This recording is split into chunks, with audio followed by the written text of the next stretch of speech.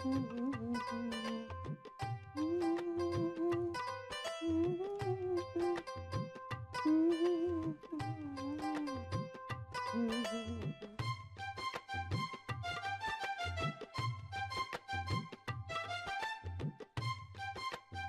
काय काय इथे का घुटमळतेस तू?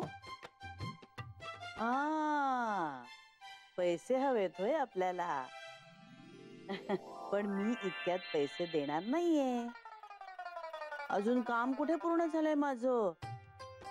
आता त्या साड्यांच्या घड्या घालायच्या, त्या बॅगेत नीट ठेवायच्या.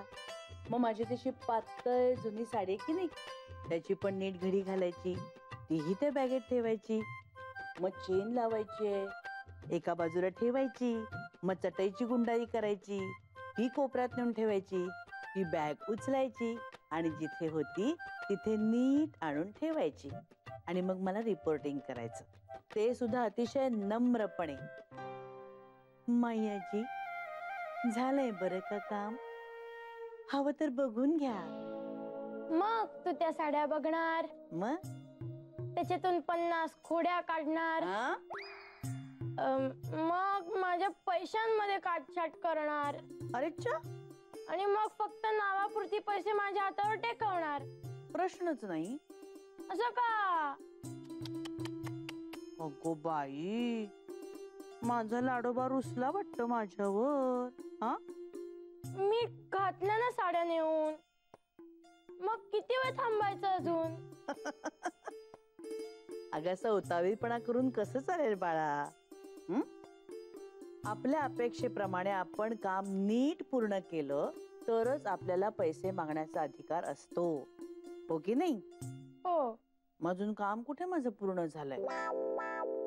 हा, तसं काय, मी खूपदा तुला खाऊसाठी पैसे दिलेत की. पण आता मी जे तुला पैसे देणार आहे ते तू केलेल्या कामाचा मोबदला म्हणून देणार आहे, हो की नाही? हो. मग ते काम काटेकोरपणे पूर्ण करण्याचं कर्तव्य कुणाचं आहे? माझं. पण आता मला कळलंय ना. मग मला लेक्चर नको ना देऊ. वा, असं बोलतात मायाजीशी? सॉरी ना मायाजी, सॉरी. सॉरी ना मायाजी असं म्हणलं की मायाजी पागळली लगेच. गोड बोली नुसते एक नंबरची. पण तरी सुद्धा मी आता पैसे देणार नाही.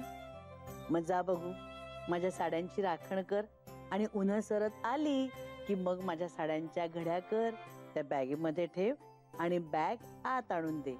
मग दिले तुला पैसे. काय? Yes boss. About ton.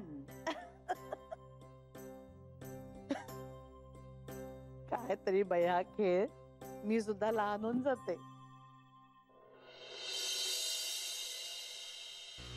नाना, माई गेल्या का हो मंडळात? हो.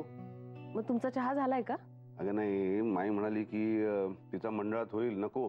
मग मी म्हटलं मी विजया बरोबर घेतो. बरं, ठेवते मी चहा. नाना, माईंचं बामणोलीला जायचं काही ठरलं का हो? काय म्हणत होत्या त्या? जावं तर लागणारच आहे. काल फोन केला होता मी काकांना. मग नाही, एक पर्याय असा होता की ॲम्ब्युलन्सनी काकूंनाच इकडे घेऊन यायचं, पण त्यांची तब्येत खूप नाजूक झाली. एवढा मोठा प्रवास झेपायचा नाही त्यांना. आणि आजारी असताना स्वतःच्या घरी जास्त सोयीचं वाटतं ना. मग मी आणि संजीवनी जायचं असंही ठरलं होतं, पण तिथे जाऊन जर संजीवनीने स्वयंपाकाचं बघितलं तर काकूंचं बघायला कोणीतरी बाई माणूस हवा ना. म्हणून मग आता माई आणि अर्चुनी जायचं ठरवलंय. आणि इथे तुला मदत करायला मी आहेच, पण ही गेल्यावर तुझ्यावर कामाचा भार वाढेल ना. अहो नाही हो नाना, तसं काही नाहीये. आणि मेघना आहेच की माझ्या मदतीला. तिचं आता कॉलेज सुरू झालंय ना. तरी करते ती मला मदत. माईंना आणि अर्चूला अगदी निर्धास्त मनाने जाऊ दे. आणि इथलं काही अडलंच तर तुम्ही आहातच ना मदतीला. काम वाढवायला.